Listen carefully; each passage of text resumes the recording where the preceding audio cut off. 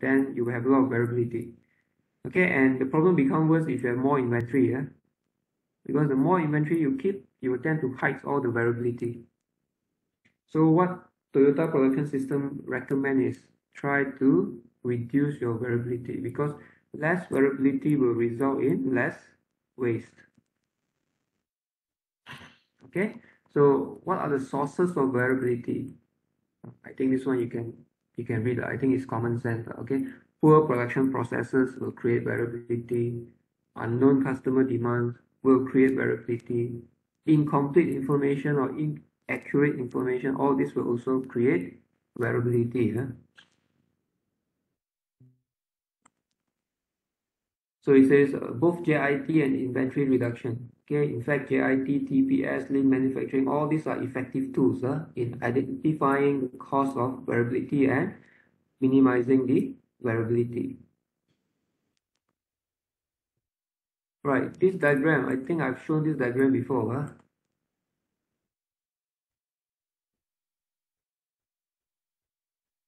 Okay, maybe no slideshow. I think my computer has a problem. Better not to have slideshow. So I've shown this diagram before. Okay, so if you are keeping a lot of inventory, if the inventory level is high, okay, then you will not be able to see the rocks. So actually we are hiding all the rocks. Okay, the rocks are all the problems. Okay, inventory level is the sea level.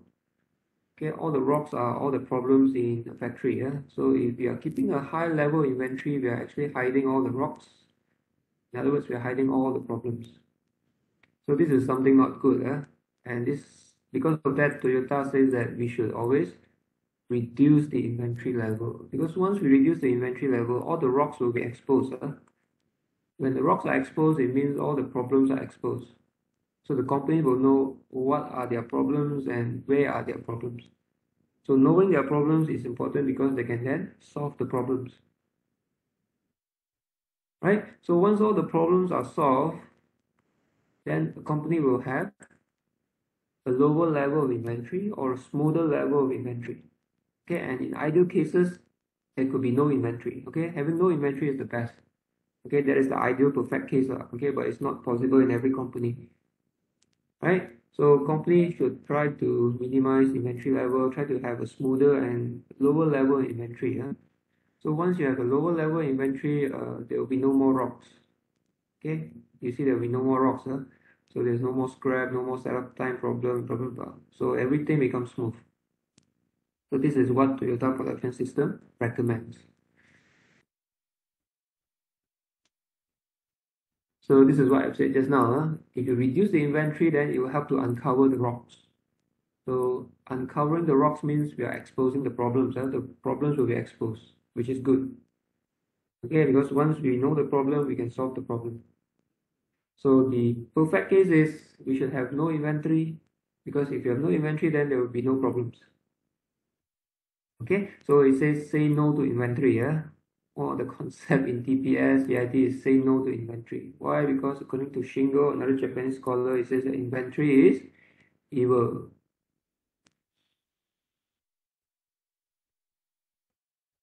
Okay, next thing, improving throughput. AIT, TPS, lean manufacturing also help to improve throughput. So what is throughput? Throughput is something that passes through, okay, that passes through the entire production system and comes out as an output. So that is output. So throughput time, throughput time is the time it takes to move an order receipt to delivery. Okay, in other words, it's the total lead time. And sometimes throughput time is also known as the manufacturing cycle time. Right, so a pull system in PPS help to increase throughput. Okay, pull system, I already explained just now, a pull system help to increase throughput. Okay, why? Because by pulling the material in smaller lots, inventory cushions are removed, problems will be exposed, and as a result, things will be smoother. When the thing is smoother, there is no bottleneck and throughput can be increased. Push system is something which is not very good, okay, because push system will dump orders. it will just push the component or dump the orders to the downstream station. Downstream station means the next station. Okay, regardless whether there's a need or not. And normally in push system, you will find that there will be a lot of bottlenecks, a lot of jam, okay, traffic jam or product jam. Right? To give you an illustration, to give you a better illustration, I can show you a simulation model.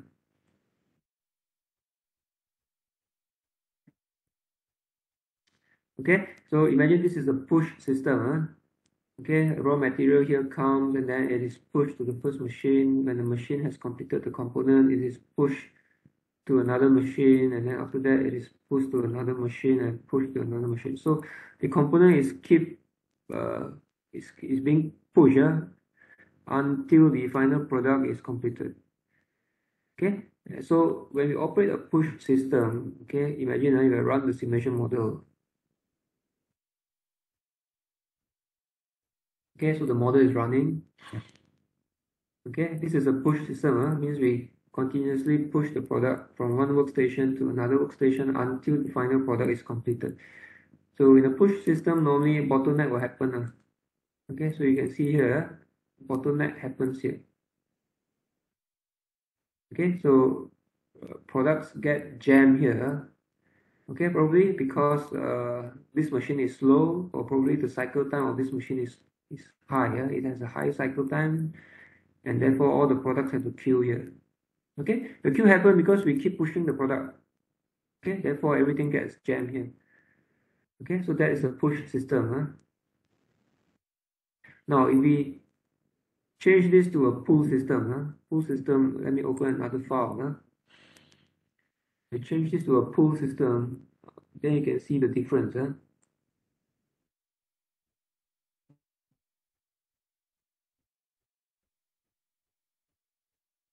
Okay, we change it to a pull system, and let's say I run the model again.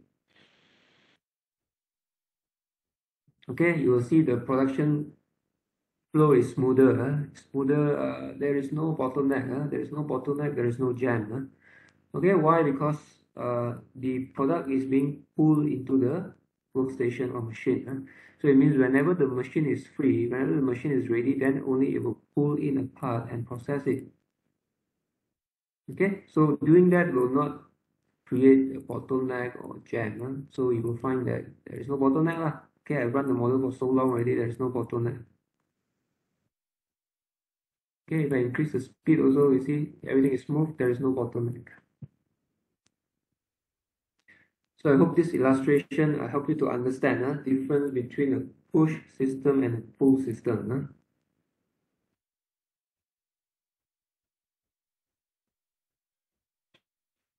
Okay, a little bit on JIT here. Okay, so I already explained JIT. JIT means materials only arrive where they are needed and when they are needed. Okay, and of course, product is only produced when only they are needed. Okay, and the product will be delivered to the customers at the time it is needed. So this is what we call just in time. Now, in order for materials to arrive when they are needed, it is important. It is important to have a very strong and meaningful relationship, okay, with our supplier. So for GIT to work, it requires a meaningful buyer and supplier relationship. Because if you imagine, if our relationship with the supplier is very poor, then no way for the materials to arrive when they are needed. Materials will not arrive when they are needed. Okay, it is only when our supplier is very reliable, okay, we have trust with our supplier, the relationship with suppliers is strong, then only the raw materials can arrive, okay, whenever they are needed. Okay, and in JIT, they use these two types of approaches for scheduling. So in JIT scheduling, we can do level schedules or we can use Kanban. So what is level schedule? Level schedule means we process frequent small batches, okay, rather than a few large batches. That is level schedule. So doing that will make the small lots, okay, travel smoother, okay, and it will make it more economical. So basically, level schedule will make and move small lots so that the level schedule is more economical. And normally, we will freeze the schedule. Okay, when it is closer to the due date, we will freeze the schedule. Okay, it means changes will not be allowed. Okay, so this is one example showing the difference between the traditional large batch approach and the JIT level schedule approach. So traditionally, if you use a large lot approach or large batch approach, then it means our batch size will be larger. Okay, for example, we make A, B, and C. The lot size for A is what, 6 units. The batch size for B is 9 units. Every batch we make B, we have to make 9 units. Okay, and so forth for C. Okay, but under JIT scheduling, if you use level schedule, it says that we should process frequent small batches. So now if you look at it, the lot size for C is smaller, only 1 unit. The batch size for B, only 3 units. The batch size for A, only 2 units. So we are making them in smaller batches. And the quantity are same. It's just that we make them more frequently. Okay, so for this, we are still making A and B and C in smaller batches. And because we make them in smaller batches, so we have to make them more frequently. Okay, compared to the large batch approach. Right? And then another approach in JIT scheduling is called Kanban. I think everyone should know Kanban. So Kanban is a Japanese word for cut. Okay, basically it means signal. Okay, so the cut gives signal. In fact, if you don't use cut, you can use other signal. You can use a light as a signal. You can use a sound as a signal. You can use an empty space in the floor as a signal. Okay, or whatever. So there are many sorts of signals that can be used. Many different sorts of signals can be used, but in general, the system is still called Kanban. Okay, so a sequence of Kanbans will help to pull the material. It will help to pull the material throughout the whole production system. So the Kanban is actually a cut, and it is actually an authorization for the next container of materials to be produced.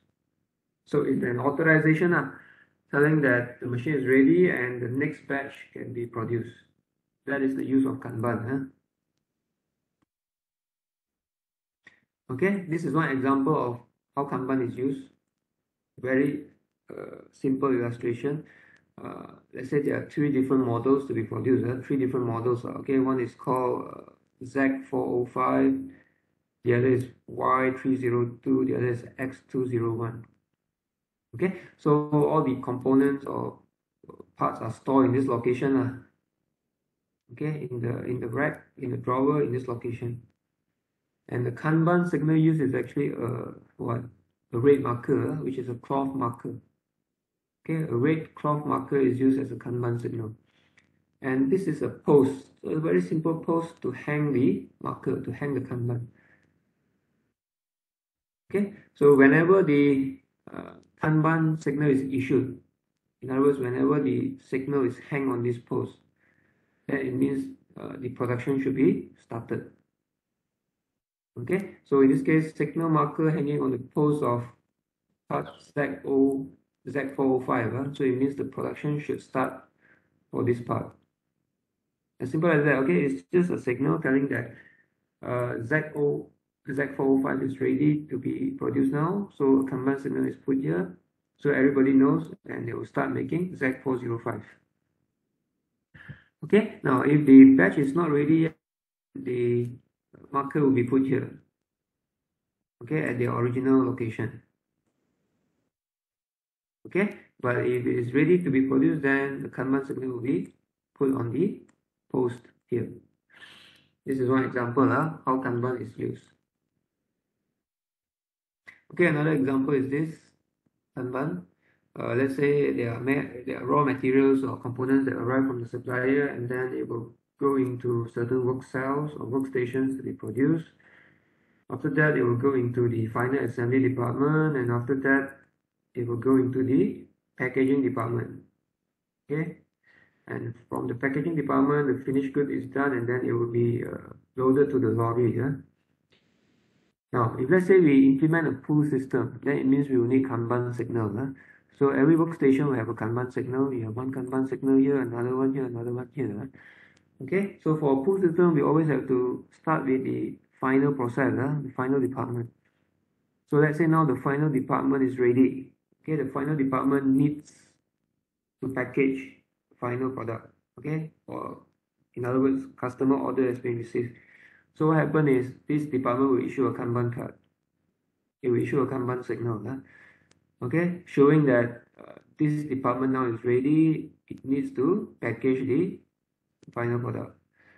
Okay, so once the Kanban card is signaled, then only the final assembly will be the final assembly part will be pulled into the packaging department. Okay, without the Kanban card, the final assembly will not be pulled into the packaging department. So once the Kanban card is issued, then the final assembly is pulled into the packaging department, and the packaging will start. Similarly, when this final assembly department is ready, then it will issue a Kanban card. Once the Kanban card is issued, then only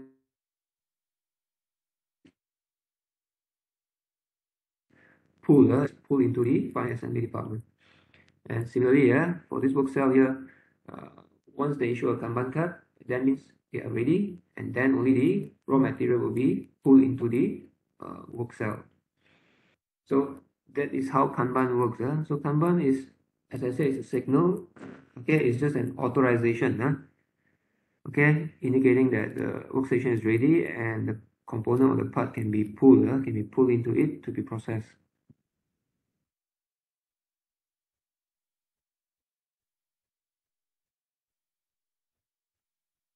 Right, so I already said Kanban doesn't have to be a card. Okay, it can be other signals. It could be a light, it could be a flag, it can be any empty spot on the floor. Okay, so once an employee see all these signals, then it means that that is a Kanban signal. Okay, so basically Kanban cards provide a direct control of the process and limit the amount of work in process between cells. Okay, so if you understand the simulation model that I've shown just now, you can see that, okay, if the company is using a pull system, then there will be less bottleneck. Okay, there will be no work in process between the cells. Okay, because pull system is meant to do that. It's meant to only pull the product whenever the machine is ready. It will not push the product, and because of that, bottleneck can be eliminated, work in process can be eliminated, and so forth. There is one very simple formula in the textbook teaching you how to calculate the Kanban cards. Okay, the number of Kanban cards. Okay, for example, in this whole production system, there are 3 Kanban cards, right? 1 here, 2 here, 3 here. So this is what the question is teaching you to do, how to calculate the number of Kanban cards needed. So to calculate the number of Kanban cards needed, we must know the lead time. So need to know the lead time to produce a container of the parts. A container of the part means a lot size of the part. Okay, means one lot of the part. A container means one lot. So we have to know the lead time needed to produce one lot of the parts. We also need to know the amount of safety stock if the company is keeping safety stock. Okay, so just use this formula. It's very simple to understand. It says the number of Kanban cards needed is just the demand during lead time plus safety stock. So demand during lead time plus safety stock will give us the total demand. Means the total number of parts that are needed. Okay, and then we divide it with the lot size. Okay, size of the container is the lot size. So if we divide it with the lot size, we will get the number of Kanbans needed. Okay, makes sense.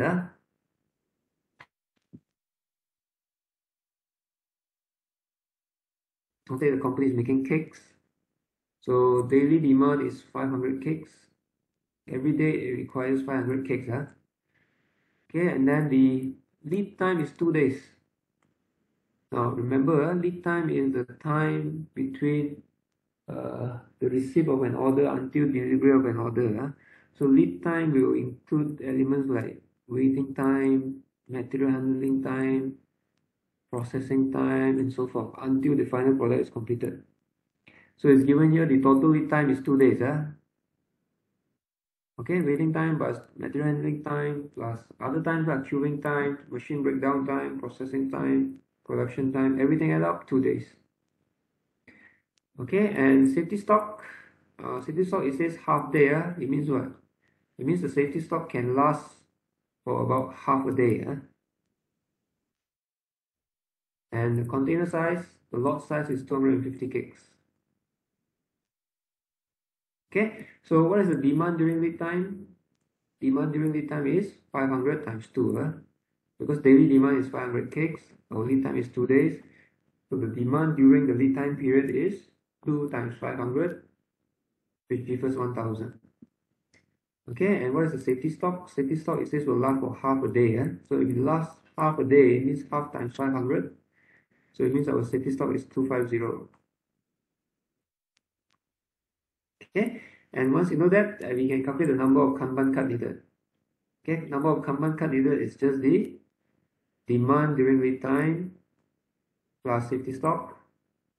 So demand during lead time plus safety stock will give us the total quantity needed.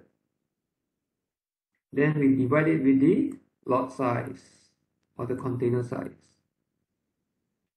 So we will get 5. So it means we need 5 Kanban cards. Clear? Okay, it's based on this formula. Okay, I think it's simple. Everyone should understand. And a little bit more on Toyota Production System or JIT. So I already said Toyota Production System emphasize on Kaizen. Kaizen is continuous improvement. So Toyota always aim to build an organizational culture and value system that stresses on improvement. So it means they are continuously engaged in improving their production process. And continuous improvement is part of everyone's jobs, regardless of levels in the company.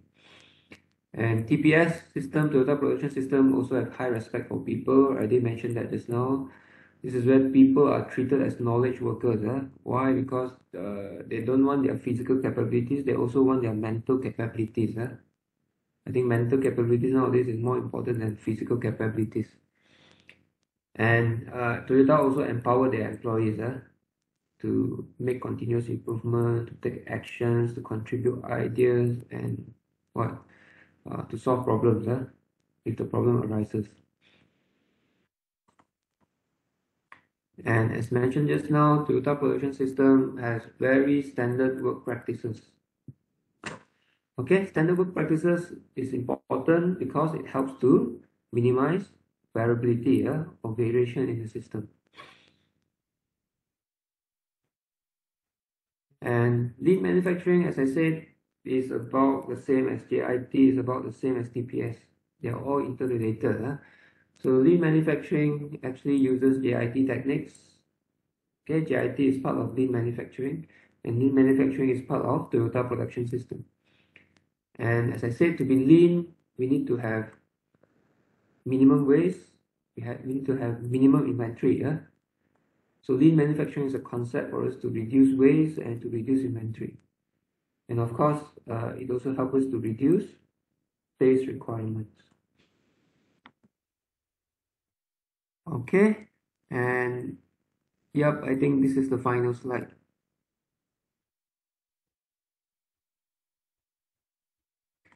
So we are done with this chapter. So this chapter is more for you to understand the concept and the elements of JIT, Toyota Production System, and lean manufacturing. Okay, and of course, you also need to understand the concept of waste, concept of variability, the concept of throughput. Okay, because JIT, TPS, and lean are designed to minimize all this, to minimize waste, inventory, variability, and also to maximize throughput. And part of Toyota Production System is called JIT, so you must know this two approaches in JIT, which is level schedule and also Kanban. And there's only one simple calculation in this chapter, which is calculating the number of Kanban cuts needed. Okay, so this is the formula. So any question from you guys?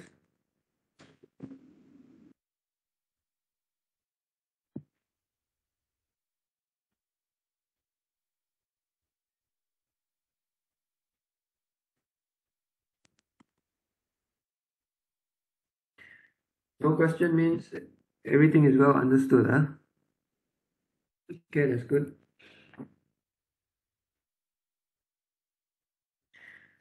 Okay, so it means we have come to the end of the syllabus. So everything has been covered in all my lectures. So if you have been attending all my lectures, you should have no problem. Okay, my only worry is for those who did not attend my lectures. Okay, so that is my biggest worry. Now, we are left with 3 weeks. We're left with 3 weeks. So actually, I have planned to do test 2 next week. Okay, I hope you don't feel surprised. It's better for me to tell you now, and it's better for us to do test 2 earlier. Because if we wait until the last week, then again, you will tell me the same problem that you are having a lot of tests. Okay, every day have tests, you cannot make it very stressful. Okay, because there's so many tests on the last week. Okay, so if you look at the calendar, you can see my calendar. So I think it's not advisable to have tests during the last week, because you will have many tests. I can foresee that. Okay, so next week, uh, if we have test 2, is that okay for you? We do it on the 15 June, Wednesday, during lecture time.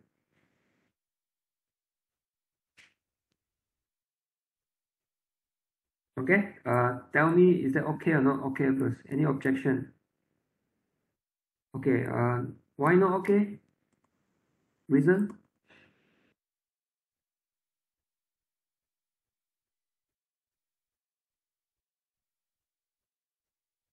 Okay, must type the reason, or tell me the reason. 15 not okay. Now, if you don't do test 2 next week, then I will have to start with group presentation first, because you also have group presentation. If I start group presentation first next week, then I'm worried that you're not ready. So again, there will be problem. Can we make it, Doctor, on Thursday at the night? Okay, one of your friends participating in a program from 1316. What program is that?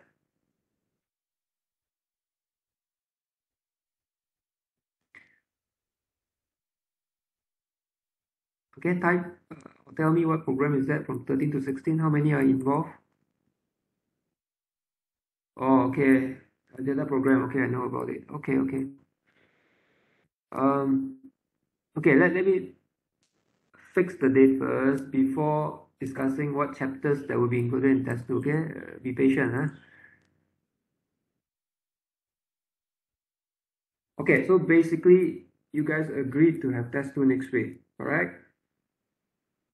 Correct, It's better to having it during the last week, because the last week of the semester you have a lot of tests. So I assume everyone agrees to have test 2 next week, So now the problem is finding a suitable date. 15, not able. 12 to 13, 13 got program. Okay, someone says 16. Is 16 okay? 16. 3 p.m. I don't think you have class on 3 p.m., right? At 3 p.m. Thursday.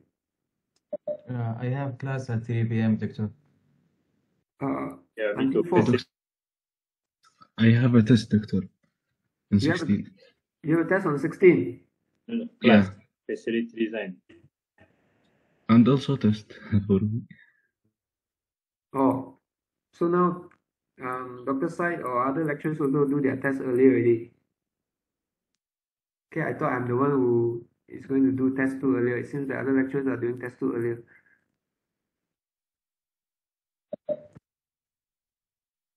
Thursday night, Thursday night, okay. Friday.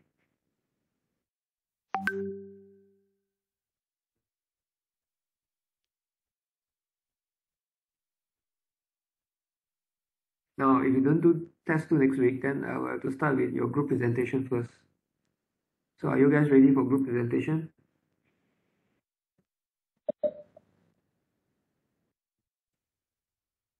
Okay, keep quiet. I assume all are ready for group presentation. Can we make it on Saturday, Doctor? This coming Saturday. What? Saturday. This coming Saturday. 14, 19 got another program.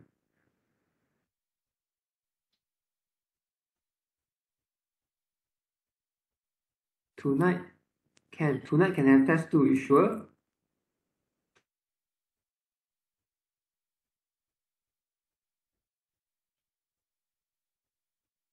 Okay, don't ask me about presentation first, slowly, one by one.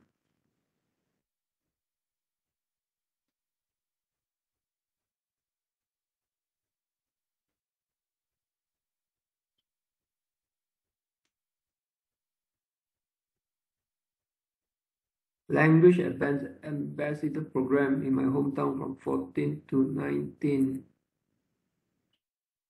Okay, this program are from what 9 to 5 only, right? Means at night you are free, correct?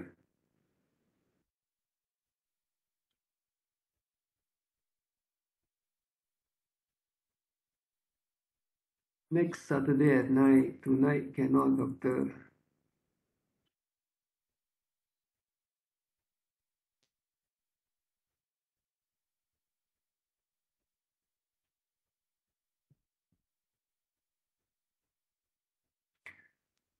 Okay, so it seems that you all prefer night, so you do it at night time.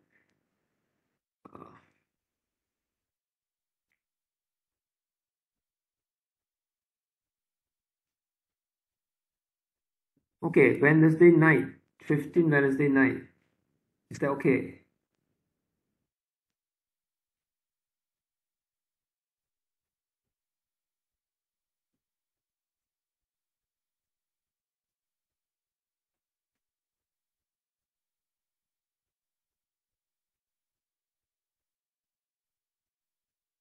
Sixteen night, 15 night. Come on, so many night. Which night you want? Some say 15, some say 16, some say 17, some say 18.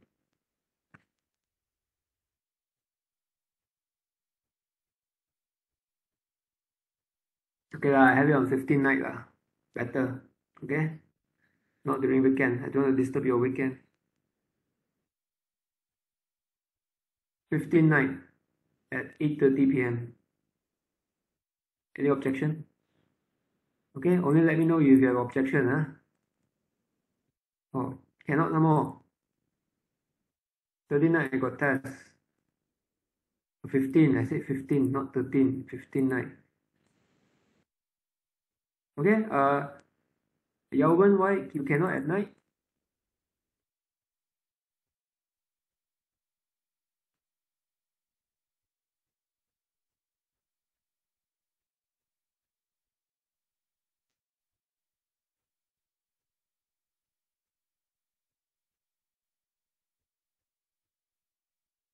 Fifteen night can or not? 15 June at night, 8:30 p.m. Can or cannot?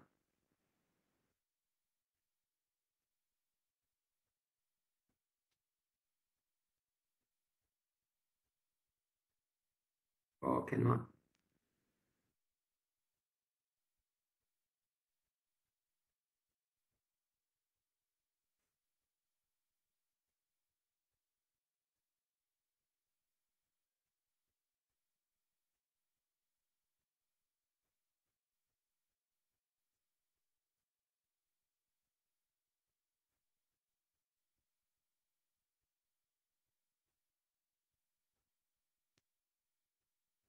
Okay, then 17. 17 at night, 8:30 p.m. Any objection?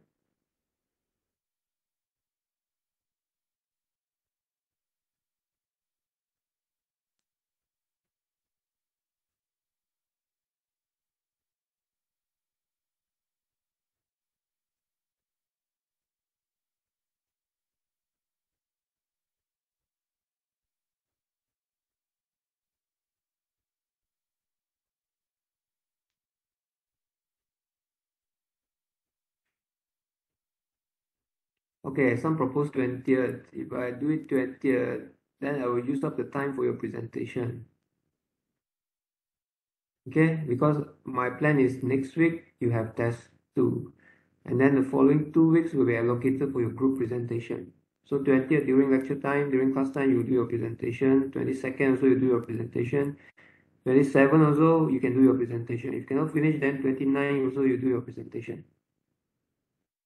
Okay, so if can, I don't want to disturb the last 2 weeks.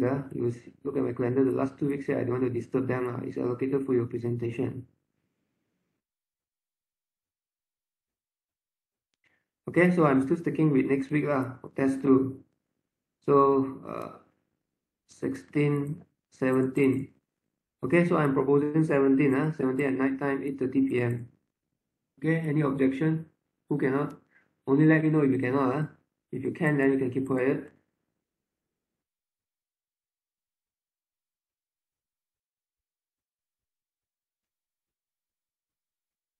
Okay, so 17, 17 June, 8:30 p.m. Malaysian time, 8:30 p.m. Malaysian time. Okay, for those in Indonesia, for those in Middle East, okay, 8:30 p.m. Malaysian time.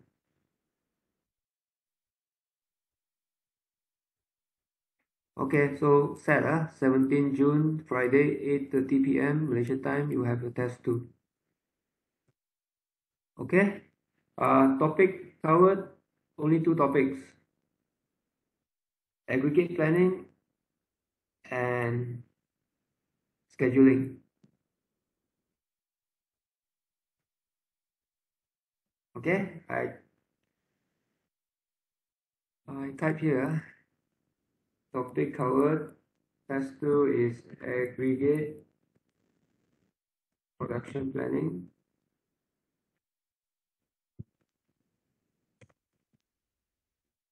and short-term scheduling. Okay, only these 2 topics.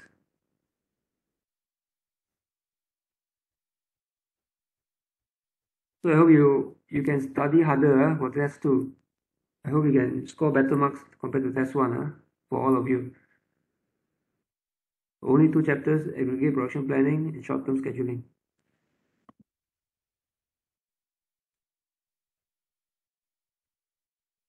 Okay, so we are settled with test 2. Okay, then your group presentation. So since next week your test 2 is on 17. So does that mean we can do group presentation on 15 and 13? Yes or no? Because 13 we have free time during class, 15 we have free time during class.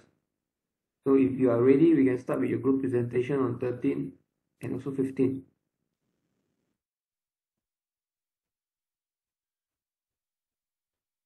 Okay, any objection if we start group presentation next week, 13, 15?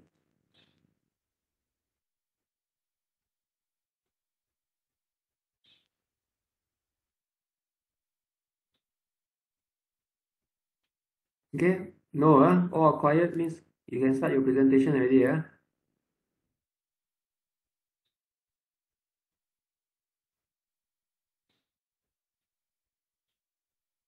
Okay, if I say no. Okay, no, because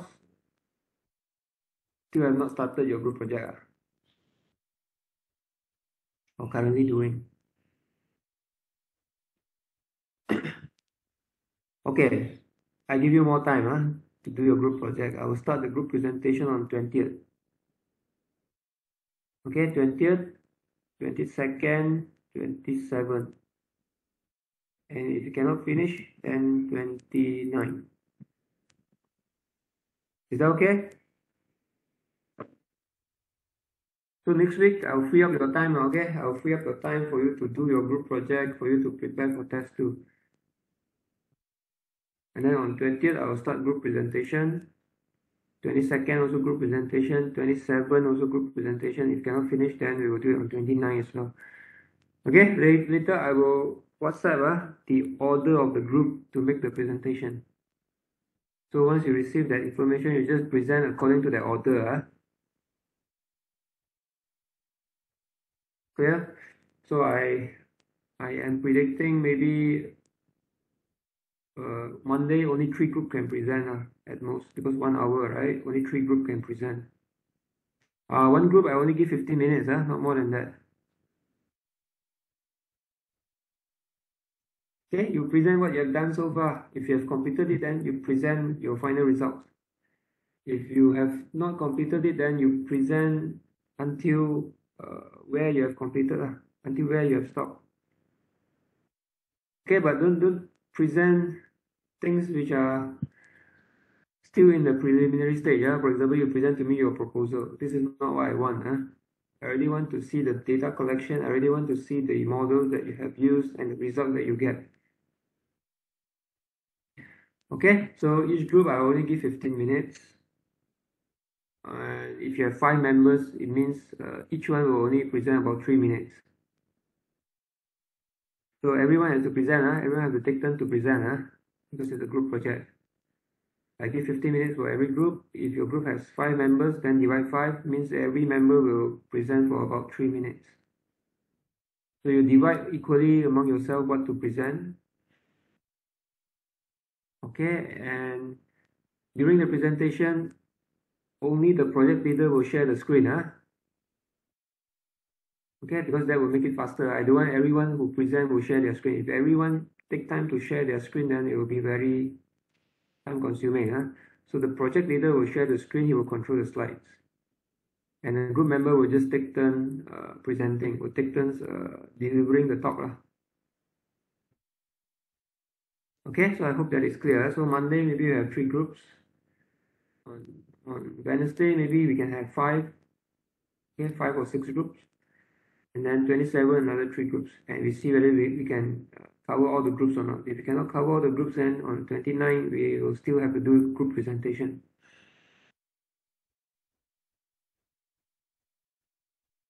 So later I will WhatsApp the order of the presentation. I will WhatsApp the group order, and then please get prepared.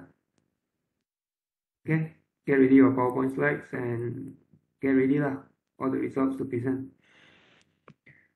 Okay, so any other thing that need to be discussed?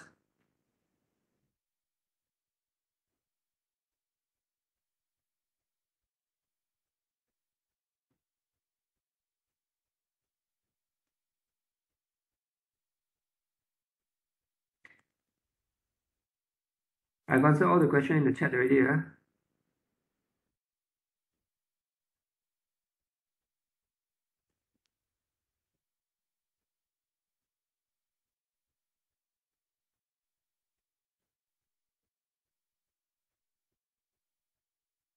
Okay, so no question, we can stop here. So next week then I'll free you up lah. Monday you don't have to attend class. Wednesday you don't have to attend class. You use that time to prepare for your test, and you come for test on the 17th of June, 8:30.